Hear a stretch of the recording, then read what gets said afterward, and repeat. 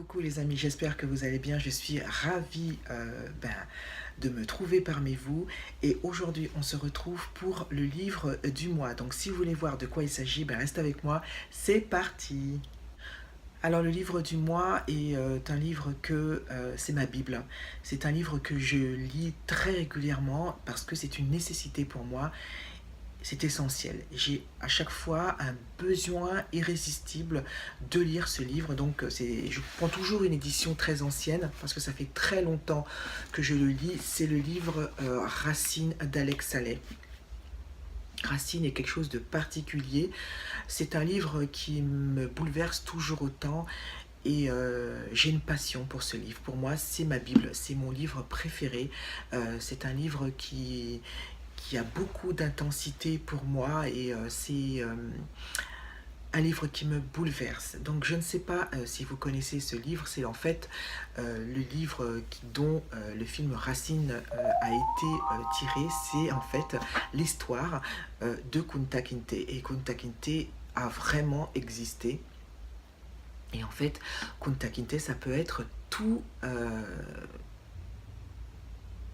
une emblème. Parce que nous, Antillais ou même Africains, nous avons tous quelque part un Kunta Kinte qui existait dans nos ancêtres et qui a vécu la même histoire que cet homme.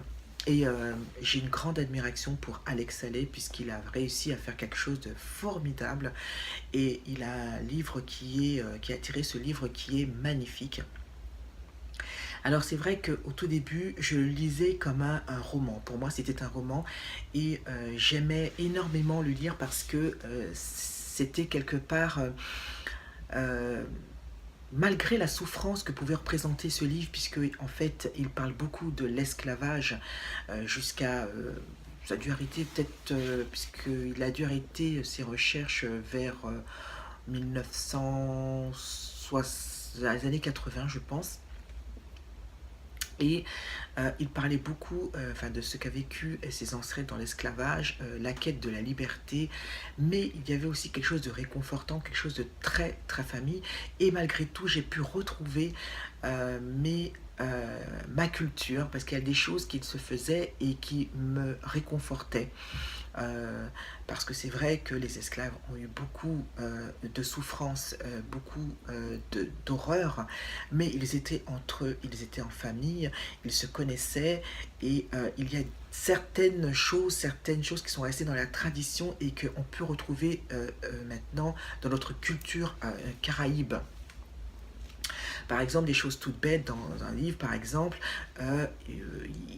dans ce livre, il y avait coutume à l'époque que quand quelqu'un était malade ou pas très bien, et bien c'était quelqu'un de la famille qui lui apportait à manger, par exemple. Voilà, je me retrouve quelque part dans ma culture. Et ce livre en fait me réconforte tel que je le lis. Et maintenant qu'on parle beaucoup plus de l'esclavage, de la réalité de cette histoire qui doit être importante et qui doit être dite, j'ai un autre sentiment, je prends plus conscience de ce qu'a pu vivre notre ancêtre dans cette horreur, dans ce crime contre l'humanité. Se retrouver en prison, ne plus être libre de ses moindres mouvements, ce racisme, cette incompréhension devant la race noire. Là, je suis beaucoup plus bouleversée et j'ai plus conscience de ce qu'ont ont pu vivre nos ancêtres à cette époque parce que c'était vraiment une haine et une peur du noir en fait et je n'ai jamais compris pourquoi. Par exemple aussi, quelque chose qui m'a beaucoup traumatisée et maintenant que je prends conscience, c'est à chaque fois dans ce livre, c'est quand Kunta Kinte décide de partir pour faire un tambour pour son petit frère et là on l'attrape, on le ligote et on l'emmène vers son nouveau destin. Et ce qui me fait mal au cœur dans cette histoire, c'est que Kunta Kinte n'a jamais pu dire au revoir à sa famille, n'a jamais pu dire qu'il était toujours vivant, n'a jamais pu dire à ses parents qu'il allait quelque part bien, puisqu'il s'est retrouvé aux États-Unis. Et ça, c'est horrible de partir et que sa famille ne sache pas ce qu'il est devenu. Et le moment où, je ne vais pas tout raconter non plus, mais le moment où qui me bouleverse, c'est quand Alex Saleh retourne dans ce village où Kunta Kinte a été enlevé.